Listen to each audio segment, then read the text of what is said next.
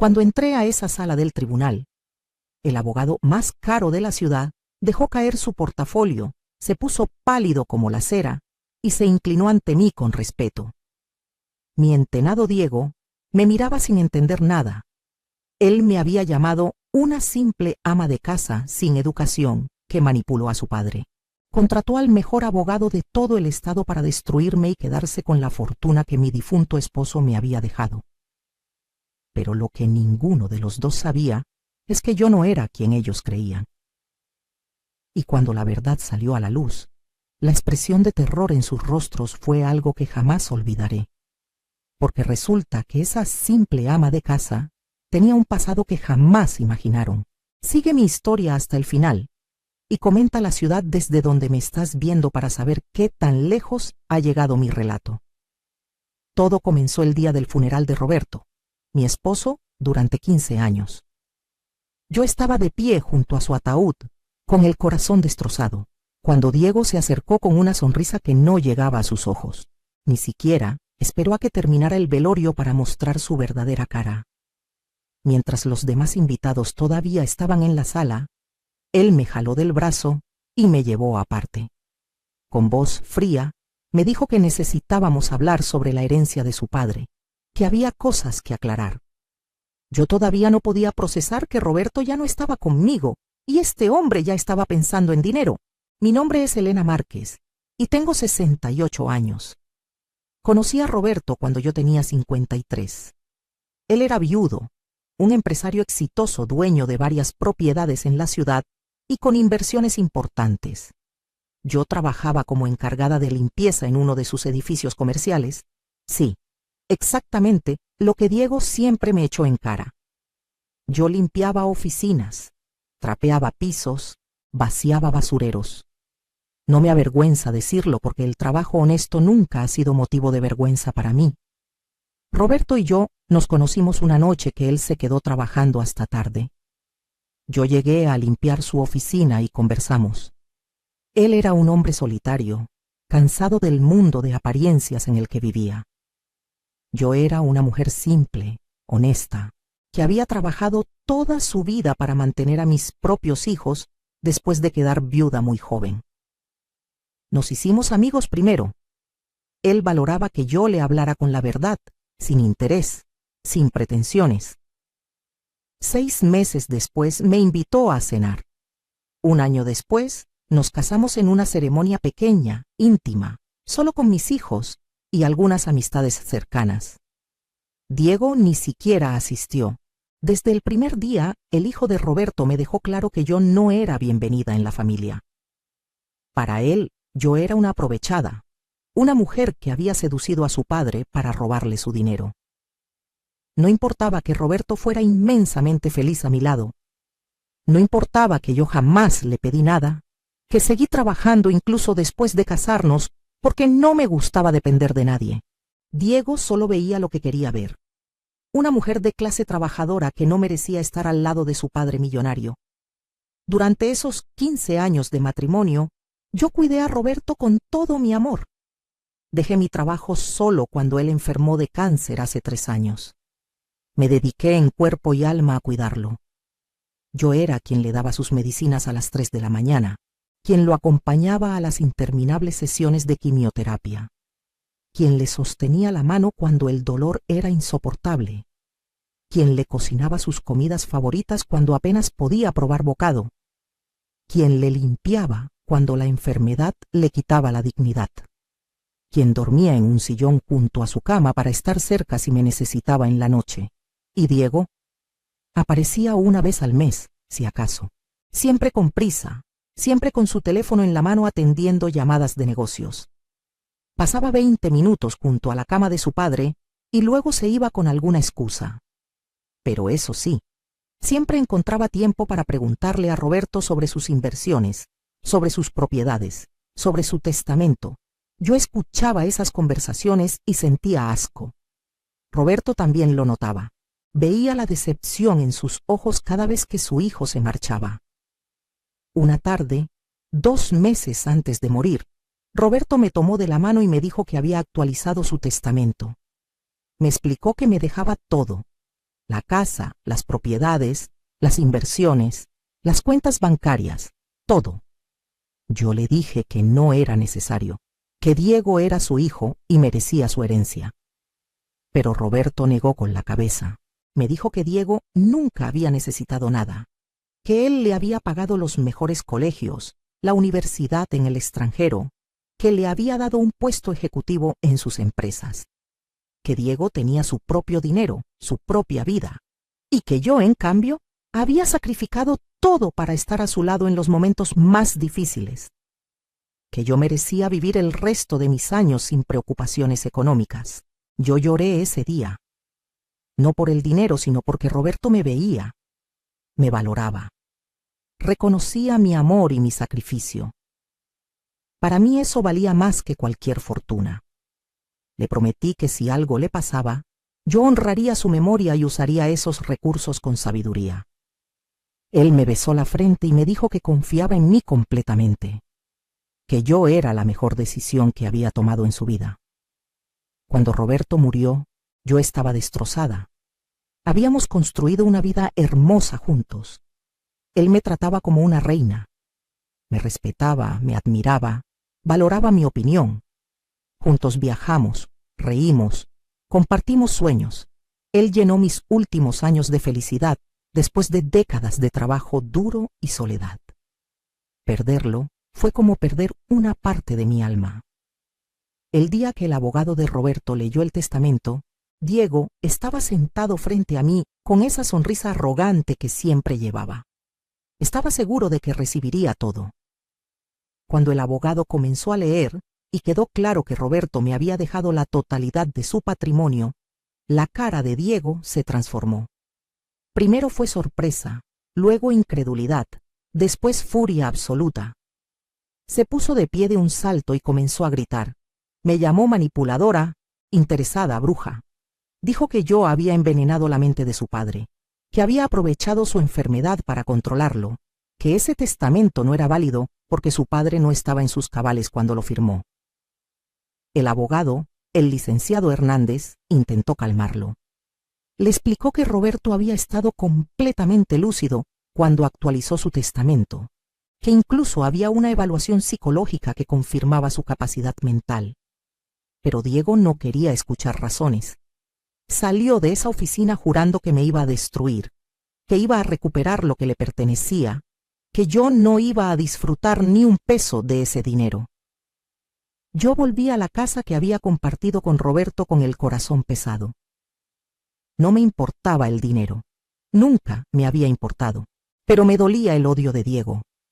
Me dolía que no pudiera ver que yo genuinamente había amado a su padre, que no estaba celebrando haber heredado una fortuna, sino llorando haber perdido al amor de mi vida. Los siguientes días fueron una pesadilla. Diego comenzó una campaña de desprestigio contra mí. Contrató investigadores privados que hurgaban en mi pasado. Difundió rumores en los círculos sociales de Roberto, diciendo que yo era una cazafortunas, que probablemente había tenido amantes durante el matrimonio, que quizás hasta había acelerado la muerte de su padre. Llamaba a la casa a todas horas para amenazarme. Me enviaba mensajes diciéndome que me iba a quitar todo, que me iba a dejar en la calle de donde nunca debía haber salido. Mis propios hijos estaban preocupados. Me decían que renunciara a la herencia, que no valía la pena tanto sufrimiento. Pero yo recordaba la mirada de Roberto cuando me hizo prometer que aceptaría su último regalo. Él sabía que Diego reaccionaría así, y precisamente por eso quería asegurarse de que yo estuviera protegida económicamente. No iba a traicionar esa confianza. 2 semanas después de la lectura del testamento, recibí una notificación legal. Diego me estaba demandando. Alegaba influencia indebida, manipulación de un anciano vulnerable, incapacidad mental de su padre al momento de firmar el testamento. Pedía que se anulara completamente y que la herencia pasara a él como único heredero legítimo. La demanda estaba llena de mentiras y acusaciones horribles. Me describía como una mujer sin educación, sin cultura, sin escrúpulos. Decía que yo me había aprovechado de la soledad y la enfermedad de Roberto para seducirlo y controlarlo. Lo que más me dolió fue cuando Diego presentó testimonios falsos de personas que supuestamente me habían visto comportándome de manera inapropiada. Empleados que yo ni siquiera conocía declaraban que yo maltrataba a Roberto, que lo mantenía aislado de su familia, que lo manipulaba emocionalmente. Todo era mentira. Pero Diego tenía dinero y conexiones. Pudo encontrar gente dispuesta a decir lo que él quisiera con tal de recibir un pago. Y por si fuera poco, contrató al abogado más famoso y temido de todo el estado, el licenciado Augusto Montoya, un hombre con reputación de nunca perder un caso, especialista en litigios de herencias, conocido por su agresividad en los tribunales y su habilidad para destruir testigos. Decían que podía hacer que una monja pareciera criminal con sus interrogatorios. Los honorarios de Montoya eran astronómicos, pero Diego no escatimó. Quería lo mejor para asegurarse de aplastarme. Cuando me enteré de que Montoya era quien me enfrentaría en el tribunal, confieso que sentí miedo. Yo tenía un abogado competente, el licenciado Hernández, que había manejado los asuntos de Roberto, pero no tenía la experiencia ni la reputación de Montoya. Mis hijos volvieron a insistir en que llegara a un arreglo con Diego, que aceptara una parte de la herencia y evitara el juicio. Pero algo dentro de mí se resistía. No era por el dinero, era por principios. Roberto había tomado una decisión consciente y yo iba a honrarla. Las semanas previas al juicio fueron aterradoras. El equipo de Montoya me investigó hasta el más mínimo detalle. Sacaron a la luz cada error que había cometido en mi vida, un par de cheques que habían rebotado cuando era joven y pasaba dificultades económicas, una demanda laboral que un antiguo empleador había presentado contra mí por supuesto robo, aunque luego se comprobó mi inocencia. Relaciones pasadas, problemas familiares, todo fue expuesto y retorcido para hacerme ver como una persona de moral cuestionable. Diego daba entrevistas a periódicos locales, siempre presentándose como el hijo devoto que luchaba contra la mujer que había engañado a su pobre padre enfermo. La prensa me pintaba como una villana. Recibía miradas de desprecio cuando salía a la calle. Antiguos conocidos me daban la espalda. Hasta en la iglesia donde había asistido con Roberto durante años, algunas personas murmuraban cuando yo pasaba. Hubo noches en las que lloré hasta quedarme sin lágrimas. Noches en las que extrañaba tanto a Roberto que el dolor físico en el pecho era insoportable. Me preguntaba si valía la pena seguir peleando. Si no sería más fácil simplemente rendirme y desaparecer con lo poco que tenía antes de conocer a Roberto. Pero entonces recordaba su voz, la forma en que me decía mi Elena valiente, la confianza que depositó en mí, y encontraba fuerzas para seguir adelante. La noche antes del juicio no pude dormir. Revisé una y otra vez mi declaración con el licenciado Hernández. Él hacía lo posible por mostrarse optimista, pero yo veía la preocupación en sus ojos. Sabíamos que Montoya iba a ser despiadado, que iba a atacarme con todo, que iba a intentar humillarme y quebrarme frente al juez. Mi abogado me preparó para las preguntas más difíciles, las más íntimas, las más dolorosas. Me dijo que mantuviera la calma, que dijera la verdad, que confiara en que la justicia prevalecería. Pero ambos sabíamos que en los tribunales no siempre gana quien tiene la razón, sino quien tiene mejor abogado. Esa mañana me vestí con dignidad, un traje sencillo pero elegante que Roberto me había regalado para nuestro aniversario. Me recogí el cabello, me maquillé ligeramente, me miré en el espejo y casi no me reconocí. Las últimas semanas me habían envejecido. Tenía ojeras profundas, había perdido peso. Mi rostro mostraba el agotamiento de tanto sufrimiento, pero enderecé la espalda y levanté la barbilla. Iba a enfrentar esto con la frente en alto. Cuando llegué al tribunal, había reporteros afuera. Diego había convertido esto en un espectáculo mediático. Las cámaras se volvieron hacia mí. Los periodistas gritaban preguntas. El licenciado Hernández me guió rápidamente hacia adentro protegiéndome de esa turba. Subimos las escaleras hacia la sala del tribunal. Mis piernas temblaban. Mi corazón latía tan fuerte que podía escucharlo en mis oídos. Entramos a la sala. Diego ya estaba sentado del otro lado con su equipo legal. Me miró con tanto odio que sentí un escalofrío. A su lado estaban 3 abogados más, todos con trajes caros, todos con expresiones de arrogancia. Y en el centro, de pie revisando unos documentos, estaba el licenciado Augusto Montoya. Era un hombre imponente, de unos 50 y tantos años, cabello completamente gris peinado hacia atrás, traje italiano, que probablemente costaba más de lo que yo ganaba en 6 meses limpiando oficinas. Tenía esa seguridad absoluta de quién sabe qué va a ganar. Me senté junto al licenciado Hernández en nuestra mesa. Saqué un pañuelo de mi bolsa porque sabía que iba a necesitarlo. Respiré profundo, intentando calmar los nervios. El licenciado Hernández me dio una palmadita en la mano, un gesto paternal que agradecí. Y entonces sucedió algo que cambió todo. Montoya se volteó para ver quién había entrado. Sus ojos se posaron en mí, y en ese preciso instante vi cómo su expresión cambiaba completamente. La arrogancia desapareció. Sus ojos se abrieron enormes. La sangre literalmente se fue de su rostro, dejándolo pálido como un papel. El portafolio de piel italiana que sostenía se le resbaló de las manos y cayó al suelo con un golpe seco que resonó en toda la sala. Sus labios se movieron, pero no salió ningún sonido. Todos en la sala se volvieron a mirar qué había causado esa reacción. Diego frunció el ceño, confundido. El licenciado Hernández me miró sin entender. Y yo simplemente sostuve la mirada de Augusto Montoya. Vi el reconocimiento en sus ojos. Vi cómo 20 años de mi pasado, que creí enterrado, regresaban de golpe. Montoya caminó lentamente hacia mí, como si estuviera en trance. Se detuvo frente a nuestra mesa. Y entonces, ante la mirada atónita de todos en esa sala del tribunal, el abogado más famoso y arrogante del Estado se inclinó ante mí en una reverencia profunda, llena de respeto. Con voz temblorosa, casi un susurro, dijo: «Magistrada Márquez, ¿es realmente usted? No puedo creerlo». El silencio que siguió fue absoluto. Diego se puso de pie de un salto.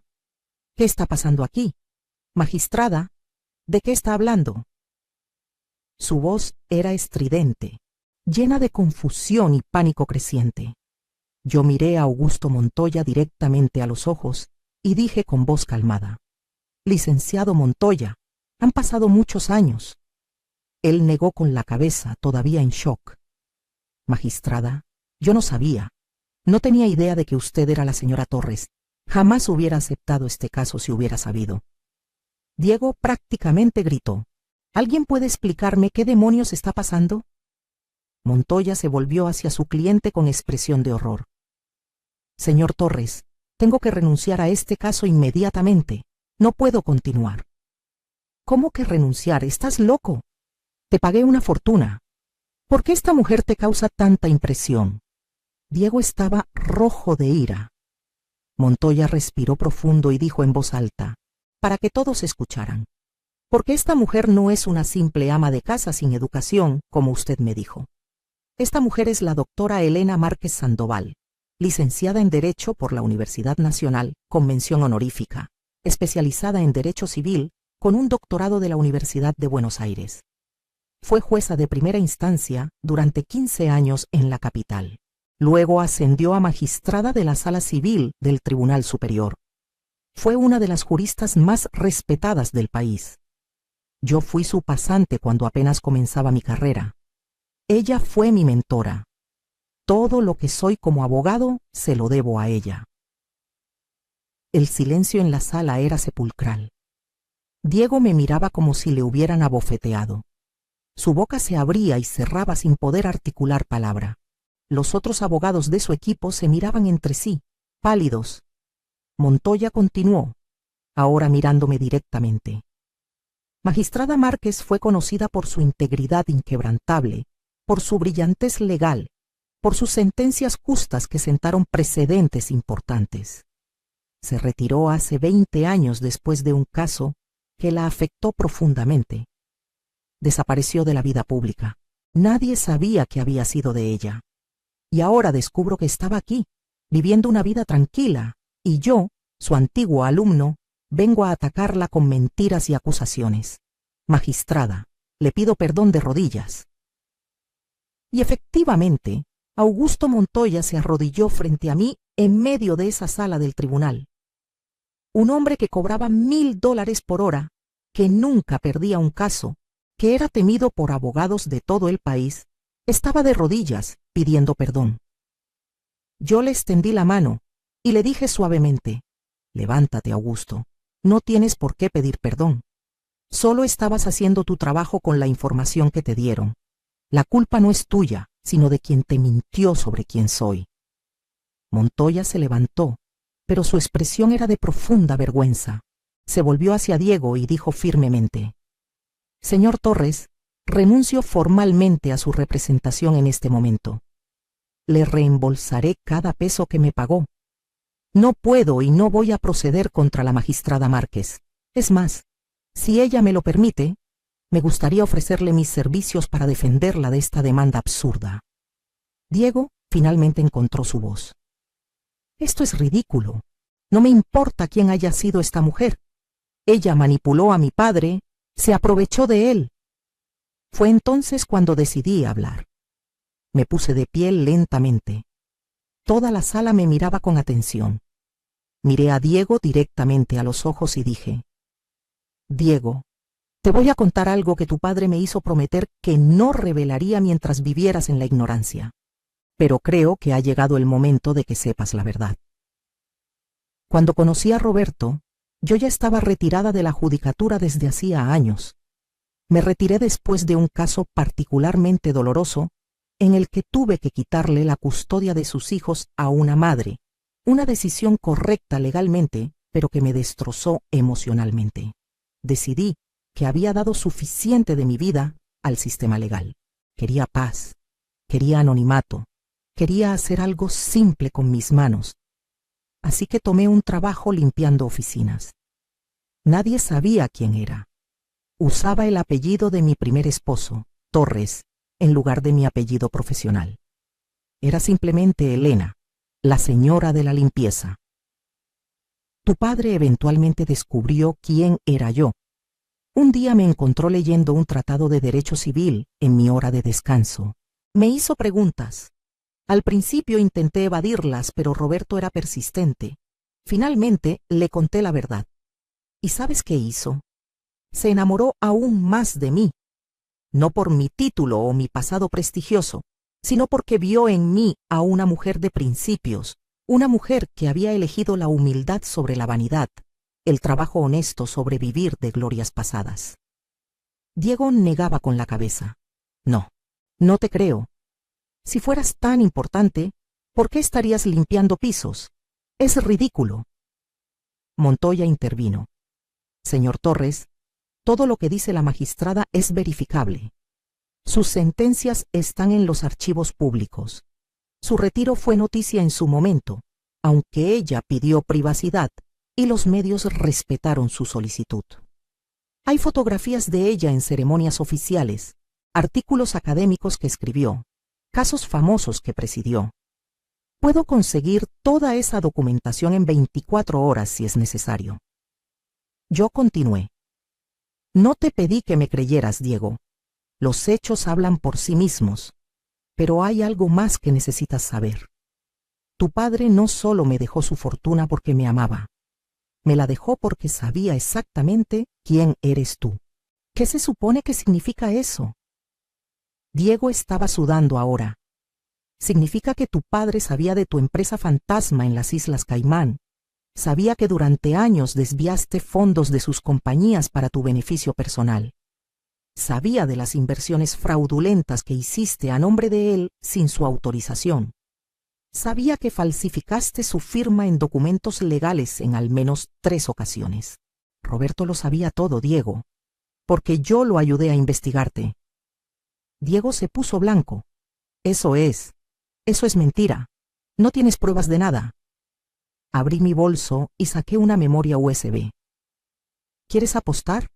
Porque en este dispositivo tengo copias de todos los documentos que tu padre y yo compilamos durante el último año de su vida. Registros bancarios, correos electrónicos, contratos falsificados, transferencias sospechosas. Todo. Tu padre quería darte una oportunidad de cambiar, de confesar, de arreglar las cosas. Esperó hasta el final. Pero tú nunca lo hiciste. Ni siquiera en su lecho de muerte tuviste la decencia de ser honesto con él. Así que decidió dejarte fuera del testamento no como castigo, sino como protección. Protección para su patrimonio que había construido con décadas de trabajo honesto. No iba a permitir que tú lo dilapidaras o lo usaras para actividades ilegales. Y me dejó a mí todo porque sabía que yo tenía la experiencia legal y la integridad moral para manejar adecuadamente su legado. El juez, que había estado observando todo esto en silencio, finalmente intervino. Señora Torres, o debo decir, doctora Márquez, ¿está usted diciendo que tiene evidencia de actividades criminales por parte del demandante? Sí, su señoría. Evidencia extensa y detallada. Diego se derrumbó en su silla. Uno de sus abogados le susurraba urgentemente al oído, probablemente aconsejándole que se retirara. El otro ya estaba empacando su portafolio, claramente queriendo salir de ahí lo más rápido posible. Montoya se acercó al juez. Su señoría, solicito permiso para cambiar de representación en este momento. Quisiera ofrecer mis servicios a la doctora Márquez en este caso, si ella me acepta. Yo asentí. Acepto tu ofrecimiento, Augusto, aunque dudo que necesitemos mucho tiempo de tribunal. Me volví hacia Diego una última vez. Voy a hacer algo que quizás no merezco, pero que haré en honor a la memoria de tu padre. Te voy a dar una opción. Retiras esta demanda inmediatamente, firmas un documento donde reconoces la validez del testamento de tu padre y te comprometes a no volver a cuestionar mi herencia. A cambio, yo no presentaré esta evidencia a las autoridades. Podrás conservar tu libertad y lo que hayas ganado legalmente por tu cuenta. Pero si insistes en continuar con esta farsa, no solo perderás el caso, sino que me aseguraré personalmente de que enfrentes cargos criminales por fraude, falsificación y malversación de fondos. Diego me miraba con una mezcla de odio y terror. Sus abogados le hablaban ansiosamente. Finalmente, con voz quebrada dijo: «Retiro la demanda». El juez golpeó su mazo. «Que conste en actas. El demandante retira la demanda. Caso cerrado». Y así, en menos de una hora, todo terminó. Diego firmó los documentos necesarios ese mismo día, prácticamente temblando mientras lo hacía. Montoya supervisó personalmente que todo estuviera en orden. Antes de irse, Diego me miró una última vez y dijo: «Mi padre realmente te amaba, ¿verdad?». Por primera vez en semanas sonreí genuinamente. Con todo su corazón, y yo a él. Eso es lo único que necesitas saber. Él asintió lentamente y salió de esa sala del tribunal, derrotado, humillado, pero al menos no en esposas. Sus abogados lo siguieron apresuradamente, seguramente aliviados de librarse de ese desastre. Cuando nos quedamos solos, Montoya me miró con lágrimas en los ojos. «Magistrada, todos estos años me pregunté qué había sido de usted. Fue mi inspiración, mi ejemplo a seguir, y casi la ataco en un tribunal. No sé si podré perdonarme». Le puse una mano en el hombro. «Augusto ya está perdonado. Y me alegra ver que te convertiste en el excelente abogado que sabía que serías, aunque quizás elegiste casos un poco más lucrativos que los que yo solía atender». Él rió entre lágrimas. «Culpable, magistrada. Pero si me permite, me gustaría hacer algo para compensar esto. Tengo contactos en varias organizaciones de ayuda legal. Permítame conectarla con ellas. Su experiencia y conocimiento serían invaluables para gente que realmente necesita ayuda legal pero no puede pagarla». Esa sugerencia me tocó el corazón. Me encantaría, Augusto. De hecho, es exactamente lo que he estado pensando hacer con la herencia de Roberto. En las semanas siguientes, mi vida cambió de maneras que nunca imaginé. La noticia de quién era realmente se esparció. Los medios que me habían pintado como una villana ahora querían entrevistas con la magistrada misteriosa. Rechacé casi todas. No quería fama, pero acepté una en un programa de noticias serio para dejar las cosas claras. En esa entrevista conté mi historia, no para vengarme de Diego, sino para enviar un mensaje. Hablé sobre cómo una mujer puede ser muchas cosas en su vida. Puede ser una profesional exitosa y también una esposa devota. Puede tener títulos prestigiosos y también limpiar pisos sin que eso disminuya su valor. Hablé sobre cómo el amor verdadero no conoce de clases sociales ni de apariencias. Hablé sobre la importancia de la humildad, del trabajo honesto, de la integridad. Pero sobre todo, hablé sobre Roberto, sobre el hombre maravilloso que vio más allá de mi uniforme de trabajo y reconoció mi alma, que me amó no por lo que fui o lo que tenía, sino por quien era, que confió en mí lo suficiente para dejarme su legado. Las respuestas fueron abrumadoras. Recibí miles de mensajes de mujeres que se sentían inspiradas por mi historia. Mujeres que habían sido subestimadas, menospreciadas, juzgadas por su apariencia o su trabajo. Mujeres que encontraron en mi experiencia la validación de que su valor no dependía de lo que otros pensaran de ellas. Con la fortuna de Roberto, establecí una fundación en su nombre. La Fundación Roberto Torres ofrece servicios legales gratuitos a personas de bajos recursos, especialmente mujeres en situaciones de abuso o injusticia. Contraté a un equipo de abogados jóvenes, brillantes y apasionados. Augusto Montoya donó generosamente y se unió a la junta directiva, trabajando pro bono en casos importantes. También usé parte del dinero para crear becas universitarias para estudiantes de escasos recursos que quisieran estudiar Derecho. La beca Elena y Roberto Torres ha ayudado a más de 50 jóvenes a cumplir sus sueños de convertirse en abogados. Compré un edificio en el centro de la ciudad y lo convertí en un centro comunitario que ofrece asesoría legal, talleres educativos y apoyo para mujeres emprendedoras.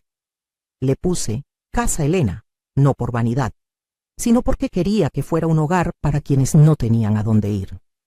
También me aseguré de que las personas que trabajaron para Roberto, especialmente el personal de limpieza y mantenimiento, recibieran bonificaciones generosas. Muchos de ellos habían sido leales a Roberto durante décadas, y yo no iba a olvidarme de ellos ahora que tenía los recursos para ayudar. En cuanto a Diego, cumplió su palabra. Nunca volvió a contactarme ni a cuestionar la herencia. Escuché por terceros que dejó la ciudad, que comenzó de nuevo en otro estado.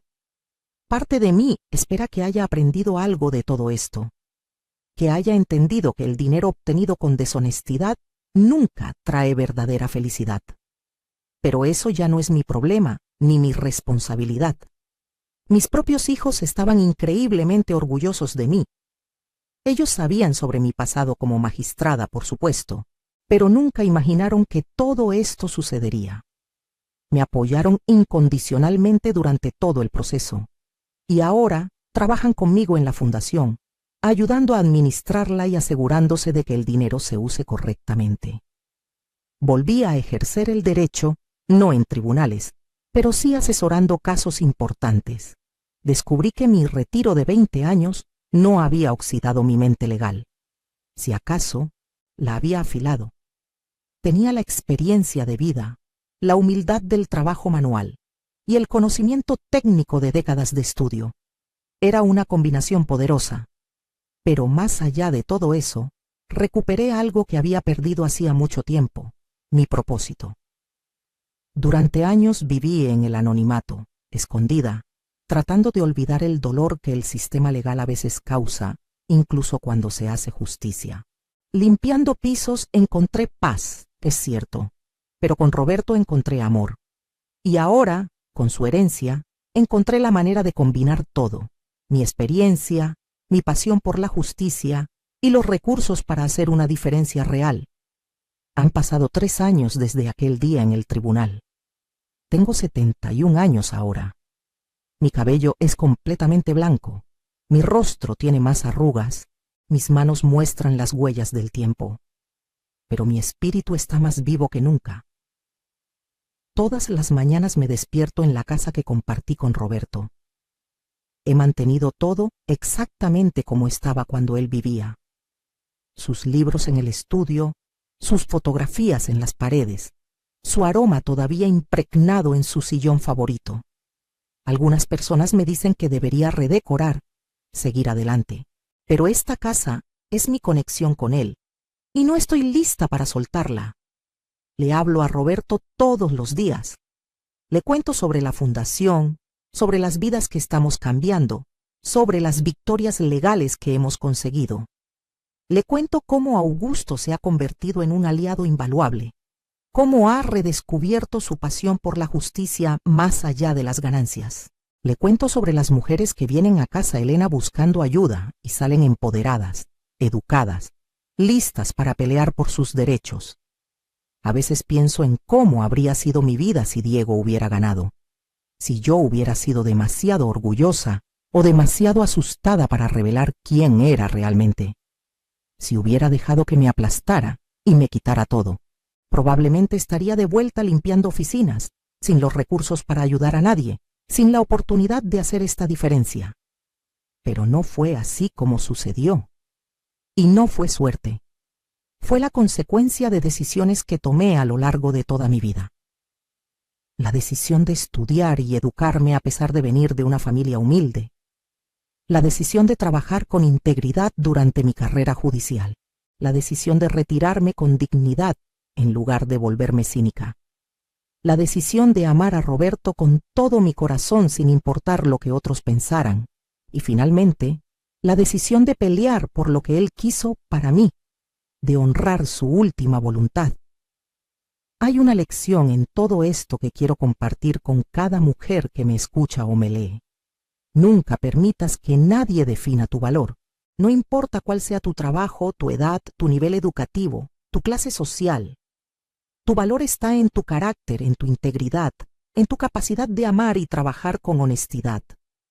Yo fui magistrada y también fui señora de limpieza, y tenía el mismo valor en ambos roles porque yo era la misma persona de principios en ambos. No dejes que te subestimen, no permitas que te hagan sentir pequeña, y si tienes conocimiento, habilidades o recursos, úsalos para defender lo que es justo. Yo pude haber revelado mi identidad desde el principio, pero elegí esperar. Elegí ver hasta dónde Diego estaba dispuesto a llegar en su avaricia y su desprecio. Y cuando llegó el momento correcto, usé todo lo que tenía para ponerlo en su lugar, no con venganza, sino con justicia. El dinero de Roberto me cambió la vida, sí, pero no de la manera que Diego pensó. No me hizo más feliz simplemente por tenerlo. Me hizo más feliz porque me dio la herramienta para crear cambio, para ayudar a otros, para honrar la memoria del hombre que amé. Esa es la diferencia entre heredar con gratitud y heredar con avaricia. Hoy, cuando camino por las calles de mi ciudad, me reconocen, ya no como la señora de limpieza que era la esposa del empresario, sino como la doctora Márquez, la fundadora de Casa Elena, la mujer que se enfrentó a la injusticia y ganó. Niñas jóvenes me piden consejos sobre estudiar derecho. Mujeres mayores me agradecen por demostrar que nunca es tarde para defenderse. Hombres que alguna vez me miraron con desprecio, ahora me saludan con respeto. Pero lo que más valoro son las historias de las mujeres que hemos ayudado a través de la fundación. La madre soltera que recuperó la custodia de sus hijos gracias a nuestra representación legal. La mujer que escapó de un matrimonio abusivo con nuestra ayuda para obtener una orden de protección y un divorcio justo. La abuela que salvó su casa de un fraude inmobiliario porque nuestros abogados la defendieron gratuitamente. La joven estudiante que pudo ir a la universidad con nuestra beca y ahora está a punto de graduarse con honores. Estas son las victorias que realmente importan. Estos son los legados que Roberto y yo estamos construyendo juntos, aunque él ya no esté físicamente aquí. A veces me preguntan si perdoné a Diego. La verdad es que no hay nada que perdonar. Diego actuó según su naturaleza. Fue avaro, fue cruel, fue ciego. Pero también fue el catalizador que me obligó a salir de mi escondite, a reclamar mi identidad, a usar mis habilidades nuevamente. En cierto modo retorcido, su ataque me devolvió a la vida, así que no siento rencor hacia él. Solo espero que algún día encuentre paz y aprenda que el verdadero valor de una persona no está en su cuenta bancaria. Lo que más me sorprende de toda esta experiencia es descubrir que uno nunca deja de crecer, de cambiar, de evolucionar. A mis 71 años, estoy viviendo una de las etapas más satisfactorias de mi vida. Tengo propósito, tengo impacto, tengo una comunidad de personas que comparten mi visión de justicia y equidad, y tengo recuerdos hermosos de Roberto, recuerdos de un hombre que me vio cuando era invisible para otros, que me valoró cuando otros me despreciaban, que confió en mí cuando nadie más lo hacía, que me amó no por lo que podía darle, sino por quien era yo. Ese tipo de amor es raro, es precioso, y yo tuve la bendición de experimentarlo en la última etapa de mi vida. Cada noche, antes de dormir, toco el lado vacío de la cama donde Roberto solía estar. Le doy las gracias por todo, por su amor, por su confianza, por su herencia que va mucho más allá del dinero. Me legó la oportunidad de hacer diferencia, de dejar el mundo un poco mejor de como lo encontré, y estoy cumpliendo esa responsabilidad con todo mi corazón. A todas las mujeres que están escuchando mi historia, les digo esto: no importa qué edad tengas, qué trabajo hagas o qué piensen otros de ti, tú tienes valor, tú tienes poder. Y cuando llegue el momento de defenderte, de reclamar lo que es tuyo, de pararte firme contra la injusticia, hazlo. Hazlo con la cabeza en alto, con la verdad de tu lado y con la certeza de que tu valor no depende de la opinión de nadie más. Yo fui subestimada, atacada, difamada, pero tenía algo que Diego nunca tuvo: integridad, conocimiento y la convicción de estar en el lado correcto, y al final, eso fue más poderoso que todo su dinero y todas sus conexiones. Si te encuentras en una situación donde te sientes pequeña, invisible, sin poder, recuerda mi historia. Recuerda que la señora de limpieza que todos despreciaban era en realidad una magistrada, una doctora en derecho, una mujer con el conocimiento y la experiencia para defenderse. Tú también tienes fortalezas que otros no ven. Tú también tienes poder que aún no has descubierto. Y cuando llegue tu momento, cuando necesites defenderte, encontrarás esa fuerza dentro de ti. La vida me enseñó que las apariencias engañan, que el trabajo honesto nunca debe ser motivo de vergüenza, que el amor verdadero trasciende las clases sociales, que la justicia a veces tarda, pero llega. Y que nunca, nunca subestimes a una mujer callada, porque puede estar callada por elección, no por debilidad. Hoy vivo tranquila, plena, satisfecha. Todavía extraño a Roberto cada día, pero sé que estaría orgulloso de lo que estoy haciendo con su herencia. Veo su sonrisa en cada mujer que sale de casa Elena empoderada. Escucho su voz en cada victoria legal que conseguimos. Siento su presencia en cada vida que cambiamos. Y cuando finalmente nos volvamos a encontrar, podré mirarlo a los ojos y decirle: cumplí mi promesa, mi amor, usé tu regalo con sabiduría, con compasión, con justicia. Honré tu memoria y ayudé a tantas personas como pude. Esa será mi victoria final. No el dinero, no la reivindicación pública, no la humillación de Diego, sino saber que tomé algo que pudo haberme destruido y lo convertí en una herramienta para construir, para sanar, para crear esperanza. Esta es mi historia. Una historia de amor, de lucha, de justicia. Una historia que demuestra que nunca es tarde para defenderte, que tu pasado puede ser tu mejor arma y que el verdadero poder no viene del dinero sino de la integridad y el conocimiento.